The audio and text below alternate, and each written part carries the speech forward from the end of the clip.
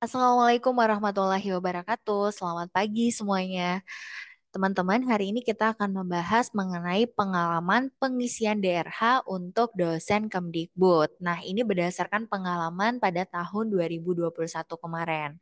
Nah, bagi teman-teman yang kemarin sudah dinyatakan lulus, selamat ya. Namun tetap harus menunggu pengumuman final pasca sanggah.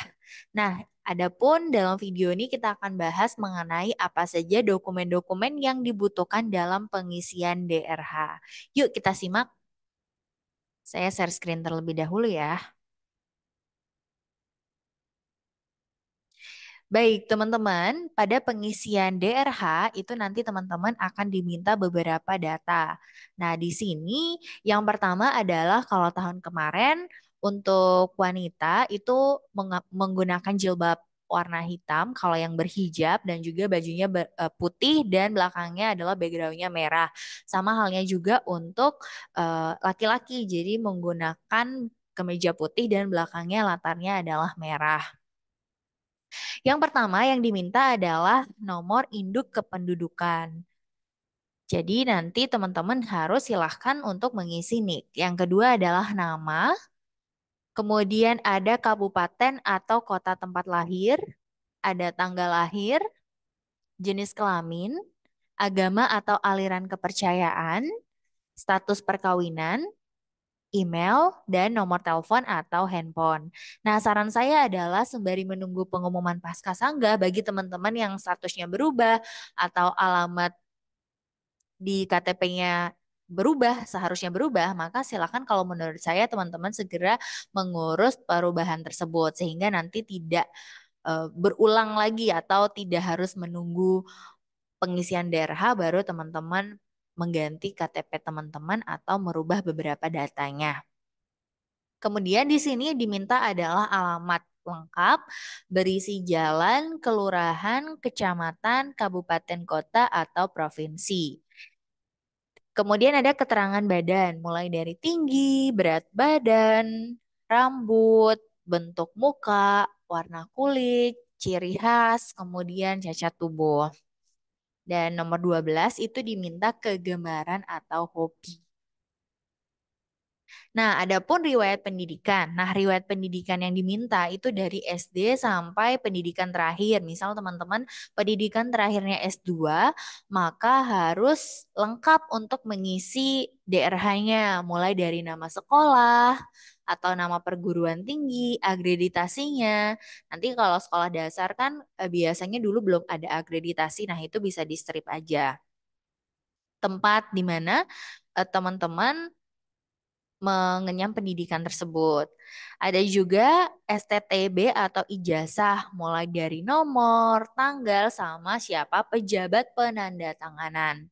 Dan gelar, teman-teman penting banget menulis gelar itu lengkap. Jadi kalau sudah doktor misalnya depannya harus doktor dan belakangnya harus benar, mulai dari titik komanya itu teman-teman harus mengisi dengan benar. Selanjutnya akan diminta data mengenai latihan atau kursus di dalam atau luar negeri. Bagi teman-teman yang pernah mengikuti pelatihan, misal sudah punya pekerti atau sudah punya apply approach, nah ini bisa diisi teman-teman.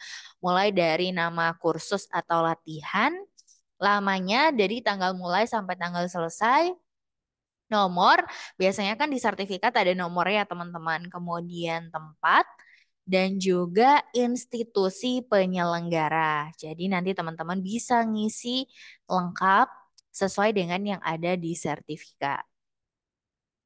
Riwayat pekerjaan bagi teman-teman yang pernah bekerja sebaiknya mengisi. Nah, pastikan untuk teman-teman punya data atau punya surat keterangan pernah bekerja.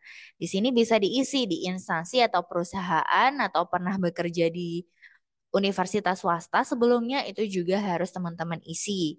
Ada jabatan, ada lamanya atau tanggal mulai sampai tanggal selesai.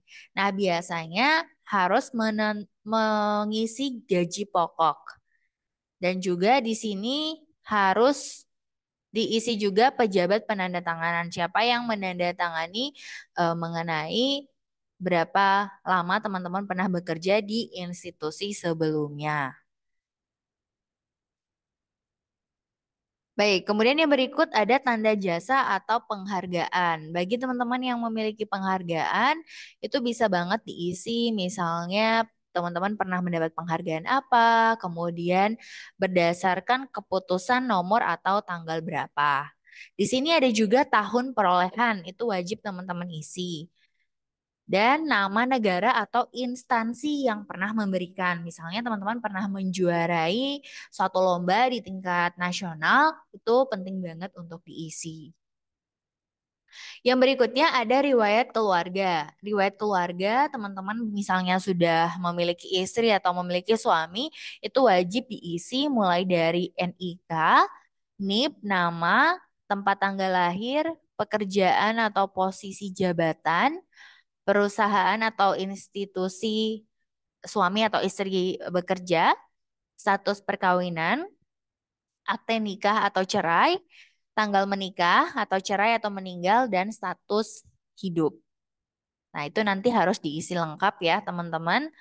Selanjutnya anak. Jika teman-teman sudah memiliki anak, nanti bisa diisi anak mulai dari sama, nik, nip, nama, tempat tanggal lahir, dikosongin aja ya pekerjaan, kemudian perusahaan dan status hidupnya dikosongin saja. Kemudian ada orang tua kandung. Nah, teman-teman nanti harus mengisi juga orang tua kandung mulai dari nik, nip, nama, tempat tanggal lahir, pekerjaan atau posisi, perusahaan atau institusi ataupun status hidup. Ini wajib diisi. Saudara kandung, jika teman-teman memiliki saudara kandung, misalnya 5, itu pun harus diisi semuanya 5. Jadi ada nik, NIP, nama, tempat tanggal lahir, pekerjaan atau posisi jabatan, perusahaan atau institusi, dan juga status hidup. Bahkan, DRH juga meminta teman-teman untuk mengisi bapak atau ibu mertua jika teman-teman sudah menikah. Silahkan untuk diisi secara lengkap, mulai dari NIK, NIP, nama, tempat tanggal lahir, pekerjaan, perusahaan, dan status hidup. Selanjutnya adalah keterangan organisasi. Teman-teman yang pernah mengikuti organisasi misalnya waktu S2 atau waktu S1 menurut saya adalah tetap diisi sehingga teman-teman nanti ada portofolio bahwa teman-teman telah memiliki pengalaman berorganisasi. Mulai dari nama organisasi, jabatan organisasi, kemudian tanggal mulai, tanggal selesai, tempat dan siapa pemimpin organisasi tersebut. Yang berikut berisi keterangan lain-lain. Jadi memang ketika mengisi DRH, nanti teman-teman akan diminta data yang pertama adalah SKCK, itu harus mengisi nomor, tanggal, sama pejabat yang menandatangani SKCK tersebut.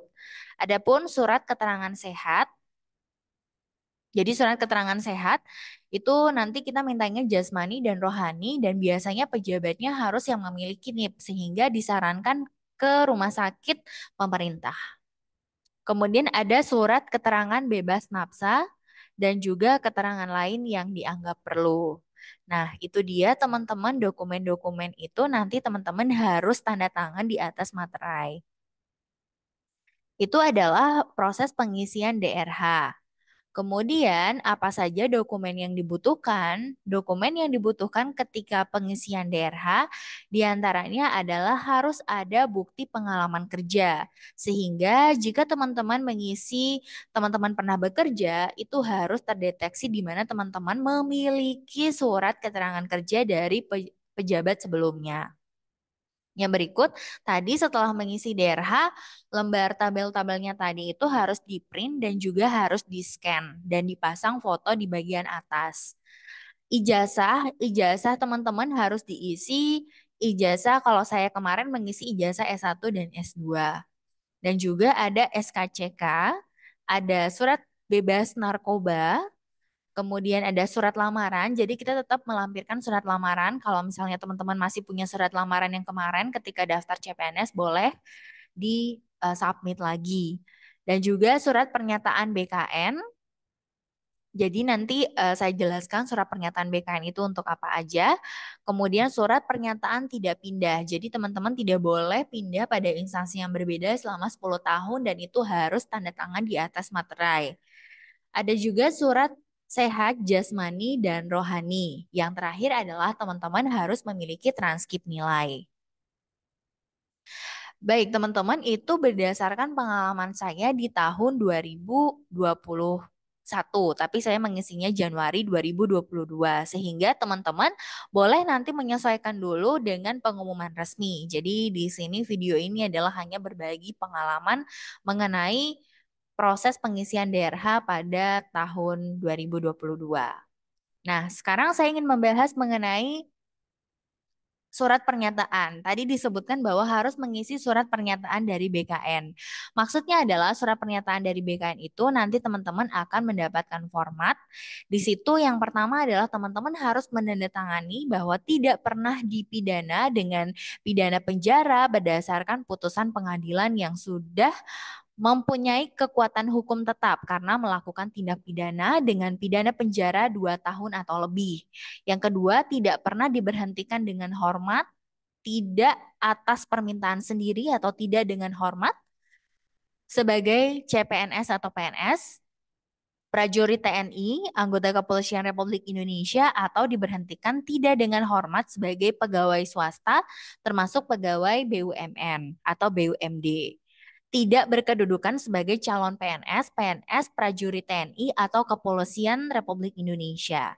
Tidak menjadi anggota atau mengurus partai politik atau terlibat politik praktis. Sehingga teman-teman yang menjabat sebagai di parpol sebaiknya harus mundur ya karena tidak boleh terafiliasi partai politik tertentu. Kemudian yang berikutnya, bersedia ditempatkan di seluruh wilayah negara Republik Indonesia atau negara lain yang ditentukan oleh instansi pemerintah. Nanti teman-teman harus tanda tangan di atas materai. Itu dia mengenai surat pernyataan BKN. Adapun surat yang harus diisi oleh teman-teman diantaranya adalah surat keterangan tidak akan pindah. Yang pertama adalah tidak pernah dipidana juga, dan yang berikutnya tidak pernah diberhentikan, tidak bersedia mengabdi. Jadi nanti di poin 6 itu teman-teman ada tulisan bersedia mengabdi dan tidak mengajukan pindah dengan alasan apapun. Paling singkat adalah 10 tahun terhitung mulai tanggal pengangkatan sebagai pegawai negeri sipil pada Kementerian Pendidikan, Kebudayaan, Riset, dan Teknologi. Nah, di situ teman-teman harus mengisi dengan tanda tangan di atas materai. Jadi tidak boleh pindah selama 10 tahun. Begitu teman-teman beberapa pengalaman ketika mengisi DRH. Semoga lancar pengisian DRH nanti untuk teman-teman yang dinyatakan lulus dan juga pengumuman pasca sanggah. Nah, tentunya setelah teman-teman mengisi DRH, nantinya teman-teman akan tinggal menunggu saja pengumuman dari kampus yang dituju untuk dipanggil teman-teman mengikuti pelantikan untuk CPNS dan juga nanti teman-teman harus melaksanakan klasikal untuk melaksanakan kegiatan-kegiatan yang memang diwajibkan untuk CPNS. Oke teman-teman, terima kasih sudah menonton. Nanti kita akan bikin video-video untuk berbagi pengalaman lain mengenai PNS Kemendikbud eh, tahun 2022 kemarin. Tetap semangat semua, terima kasih. Wassalamualaikum warahmatullahi wabarakatuh.